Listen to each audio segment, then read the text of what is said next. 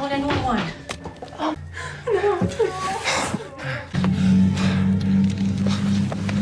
Be a good cop, and we will find her.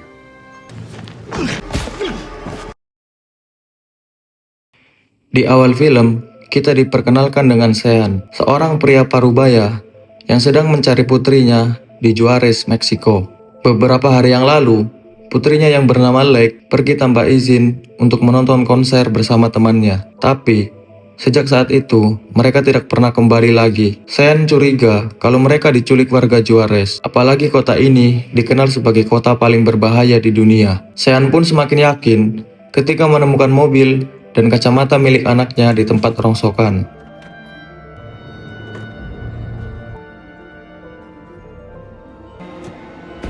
Kemudian, Sean melaporkan kepada polisi setempat. Tapi, saat kembali ke tempat rongsokan, tiba-tiba mobil anaknya sudah tidak ada. Alhasil, para polisi pun tidak percaya dengan laporan Sean. Mereka malah curiga Lek diculik oleh temannya sendiri. Mereka pun berkata akan menghubungi Sean apabila mendapatkan petunjuk baru. Tapi untuk saat ini, Sean harus pulang ke Amerika karena kota ini terlalu berbahaya untuk orang asing. You should go home, Mr. Beckwith. This is no place for you. A gringo, like you. All those dangerous brown people living just across the bridge. Maybe there was a similar car to your daughter. It's her car. Perhaps. Dan Sean pun kini terpaksa pulang tanpa hasil. Kalau dilihat dari rumahnya, Sean adalah seorang peternak sapi dan kuda. Dia tinggal di wilayah perbatasan yang terpencil, namun memiliki tanah yang luas. Di rumah, Sean hanya bisa mengelus dada sambil menenangkan Susan istrinya. Di saat yang sama, anak bungsunya yang bernama Lauren tampak kecewa kepada Sean yang gagal menemukan kakaknya. You didn't. You promised to keep us safe. Get out. Sebagai seorang ayah, Sean juga merasa kecewa pada dirinya sendiri karena tidak bisa menjaga anaknya dengan baik. Namun, di titik ini dia tidak tahu harus bagaimana lagi. Tapi, Sean curiga bahwa polisi di sana terlibat dengan penculikan anaknya. We got back to the lot, the car was gone. You told the police. They're in on it. Keesokan harinya, Sean kedatangan teman lamanya yang bernama Max, dan ia adalah mantan pasukan khusus. Di sini akhirnya terungkap siapa sosok Sean yang sebenarnya. Dan ternyata, Sean adalah mantan pasukan khusus yang paling dihormati di Amerika Serikat. Sean juga termasuk atasan Max selama di militer. Mereka berdua telah mengabdi selama bertahun-tahun, hingga akhirnya mereka pensiun dan memutuskan untuk beternak sapi saja. Mereka berdua duduk di teras rumah sambil memikirkan cara untuk menemukan Lake. Hard place to be a good cop, and we will find her.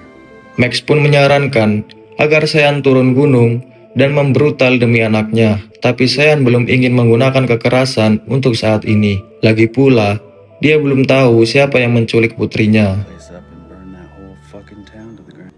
Will you hold that thought? There, whenever, wherever. I really appreciate that, bro. Setelah bertemu dengan Max, Sean datang ke kedutaan Amerika yang ada di Meksiko untuk mencari tahu lebih banyak tentang kegiatan warga kota Juarez. Tidak sendirian, Sean juga ditemani ayah dari teman Lake. Menurut pejabat kedutaan, ada ratusan warga yang hilang saat melewati kota Juarez, dan mereka semua diculik oleh kartel yang sangat berkuasa. Jadi, kemungkinan Lake dan temannya bernasib sama seperti mereka. Kartel ini bukan hanya jualan narkoboy, tapi juga memperdagangkan manusia. Tak hanya itu, kartel ini juga memiliki anggota yang setara dengan militer, dan orang-orang menyebutnya Los Mercenarios, yang memiliki arti tentara bayaran. At least 400 locals have gone missing. Fortunately, most of the authorities here are in bed with the cartel. They call themselves Los Mercenarios. Tapi sayangnya, pejabat kedutaan tidak mau membantu Sean untuk mengusut kasus penculikan ini. Dia terlihat pasrah dan tidak mau berurusan dengan kartel tersebut. Dan tentu saja, hal itu membuat Sean sangat kecewa. Most people would rather take a bribe than a bullet. Look, I know your background, Colonel. Thanks for your help. Sean lalu memutuskan untuk pergi dari kantor tersebut. Tapi, di depan lobi, dia melihat berita tentang kejahatan kartel yang sangat meresahkan, di mana para gangster menghabisi semua orang yang menghalangi bisnis mereka. Dan lebih parah lagi, pemerintah tidak berani ikut campur dalam hal ini. Setelah melihat berita itu, Sean dan Susan mengundang wartawan untuk meliput tentang penculikan putrinya agar kasus ini menjadi viral dan lebih diperhatikan oleh banyak orang. Someone out there knows what happened. Lee, we love you. I'll find you. Berita itu pun menyebar hingga sampai ke telinga bos kartel yang bernama Garza. Dari sini ia tahu kalau Sean adalah mantan pasukan khusus yang sangat dihormati. Dia juga yakin cepat atau lambat Sean pasti akan datang menyerang markasnya. Oleh karena itu, Garza menyuruh anak buahnya untuk menangkap orang yang menculik Lake dan temannya. Dan ternyata penculik itu adalah polisi yang ada di awal film tadi. Mereka berdua mengambil para gadis sebagai hadiah untuk anggota kartel. Tapi kali ini, mereka benar-benar sudah salah pilih target dan telah membahayakan kartel. Garza lalu menyuruh anak buahnya untuk menghabisi dua polisi tersebut.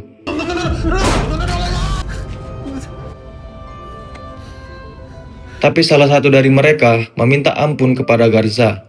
Polisi yang bernama Montoya ini berjanji akan membayar kesalahannya. Mendengar hal itu, Garza pun memberinya satu kesempatan lagi. Como pendejos. Entiendes que nosotros mandamos mensajes a cualquier persona.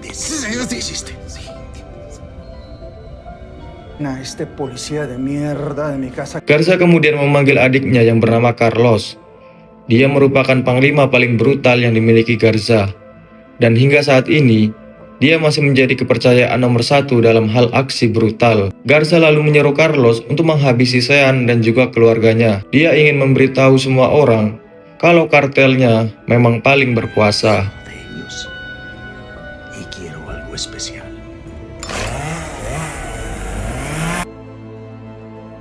Esok harinya, Sean bangun pagi-pagi untuk mengurus kuda kesayangannya. Di saat itu, dari kejauhan, dia melihat seekor anjing hutan yang sedang mendekat. Kalau dibiarkan begitu saja, anjing hutan itu akan mengganggu hewan ternak miliknya. Maka dari itu, Sean segera mengambil senapan untuk memburunya. Di waktu yang sama, Carlos dan pasukannya sudah melewati perbatasan Amerika. Mereka semua mengenakan rompi anti peluru dan juga membawa banyak senjata.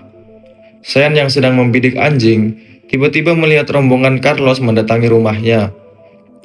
Sontak Sean langsung memperingati Susan dan Lauren untuk berlindung di dalam rumah, sedangkan Sean akan menahan serangan mereka.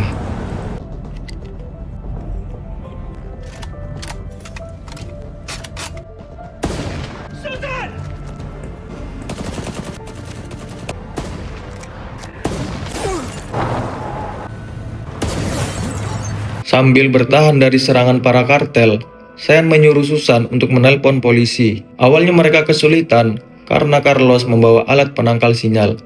Tapi untungnya, mereka tetap bisa menghubungi polisi terdekat. Laporan mereka kemudian diterima oleh polisi yang lagi patrol di pinggir jalan.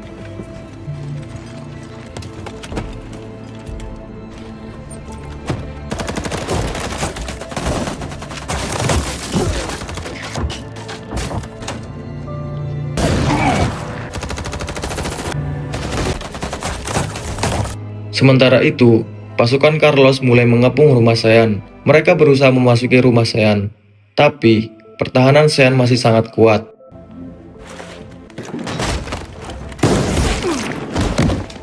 Namun, lama-kelamaan, Sean kehabisan akal untuk menahan mereka. Alhasil, Sean sengaja menggiring Carlos dan anggotanya untuk masuk ke rumahnya. Kemudian, salah satu anggota bertanya, kenapa Carlos belum memberi aba-aba, padahal lawannya hanya satu orang saja. Bukannya memperlambat waktu, tapi Carlos tidak mau gegabah karena yang sedang dihadapi adalah mantan pasukan khusus yang paling brutal di Amerika. Sean telah mengabdi puluhan tahun di militer dan sampai sekarang masih hidup. Itu artinya, dia masih sangat kuat dan tidak boleh diremehkan. Nunca subestimes un hombre que pasó ante los hombres se muere muy jóvenes. Carlos lalu menyuruh anggotanya masuk satu persatu. Mereka berpencar ke seluruh sudut rumah. Para geng ini berpikir kalau mereka sedang memburu Sean, tapi faktanya Seanlah yang memburu mereka.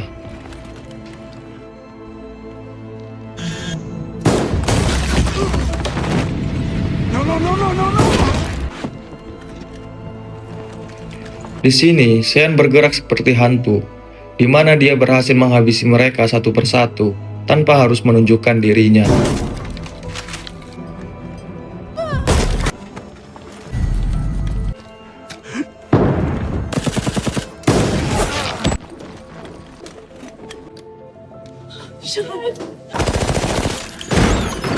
Seketika itu, Carlos pun panik saat para anak buahnya pada modar. Dia pun akhirnya masuk ke rumah dengan semua pasukannya termasuk Montoya, si oknum polisi. Mereka berusaha mendesak agar Sean mau keluar dari persembunyiannya. Namun Sean tidak sebodoh itu.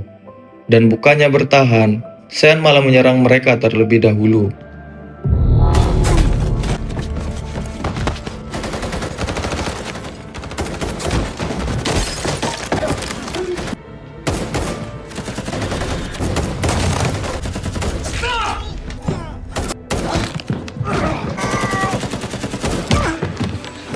Gara-gara adu skill tadi, banyak anggota Carlos yang tewas.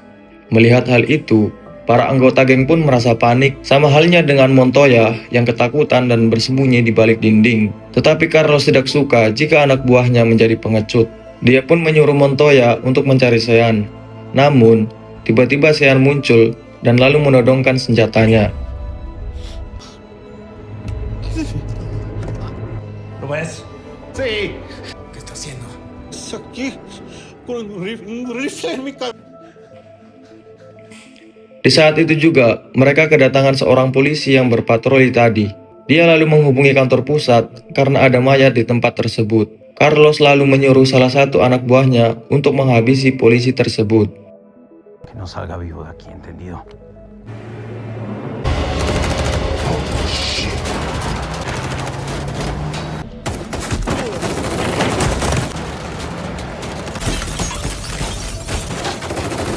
Anak buah Carlos pun menembakinya dengan brutal.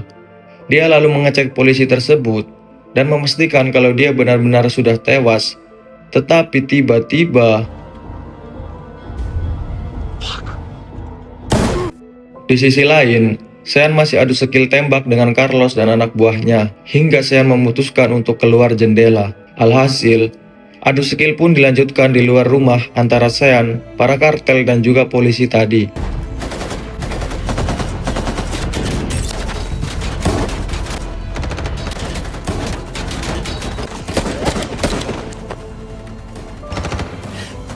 Sayangnya, baku tembak ini merenggut nyawa si polisi, sehingga Sean harus berjuang sendirian lagi. Namun karena amunisinya menipis, dia pun menyuruh istrinya untuk membawa mobil. Setelah itu, Sean dan keluarganya pergi secepat mungkin.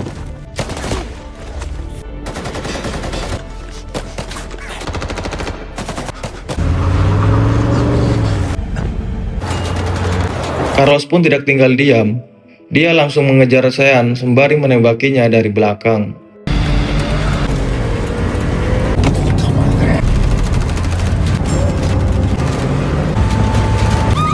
Tentu saja, hal itu membuat Sean sangat murka dan akhirnya memutuskan untuk turun dari mobil. Lalu dengan membrutalnya, dia membantai anggota kartel yang tersisa.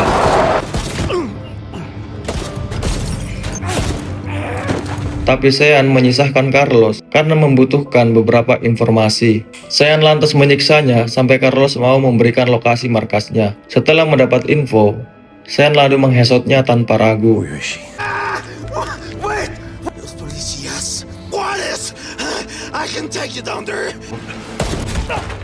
Kemudian, Sean menyuruh istrinya untuk pergi ke tempat yang aman serta meminta bantuan kalau memungkinkan. Sementara itu, dia akan pergi ke markas Garza dan tentu saja menyelamatkan Lake.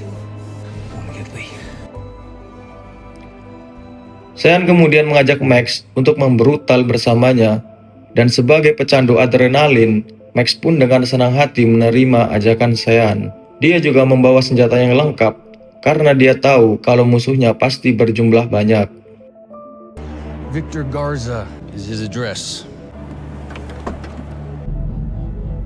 Let's go. Malam harinya, mereka akhirnya tiba di dekat markas Garza. Di sini Sean memantau gerak-gerik Garza yang terlihat sedang panik. Bagaimana tidak, adiknya Carlos sudah modar di tangan Sean. She's alive or not, nobody's getting out of there. Mumpung Garza sedang lengah, Sean dan Max pun mulai menghabisi penjaga satu persatu.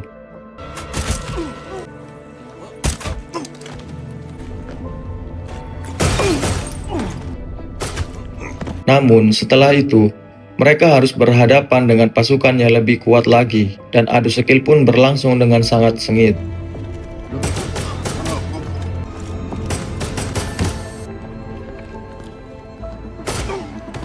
Mendengar suara tembakan, Garza lalu bergegas menghubungi bantuan yang lebih banyak. Tapi, hal itu tidak pengaruh karena Sean dan Mac sudah terlanjur membrutal.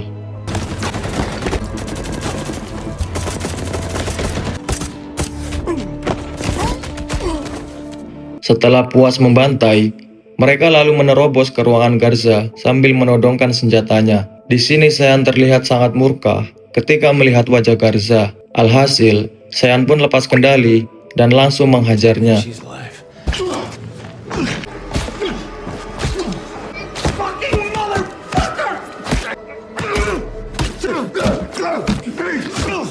Akan tetapi, Sean tidak langsung membunuhnya. Sean ingin membuat Garza tersiksa oleh rasa sakit. Ketika sudah puas menghajarnya, Sean memaksa Garza untuk mengantarnya ke tempat para wanita yang diculik. Sesampainya di sana, Sean dan Max bergerak dengan hati-hati karena mungkin saja ada jebakan di tempat itu. Dan benar saja, ternyata ada beberapa penjaga yang sudah bersiaga.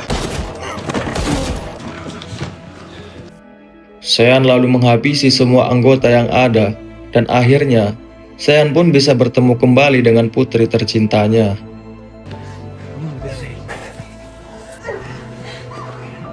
Max pun lalu menyuruh Sean untuk membawa Lake dan temannya pergi. Sementara itu, dia akan mengurus Garza terlebih dahulu. Setelahnya, dia memotong kepala Garza. Di akhir film, keluarga Sean kembali seperti sedia kala dan hidup damai sebagai peternak, dan dengan begitu, film pun selesai.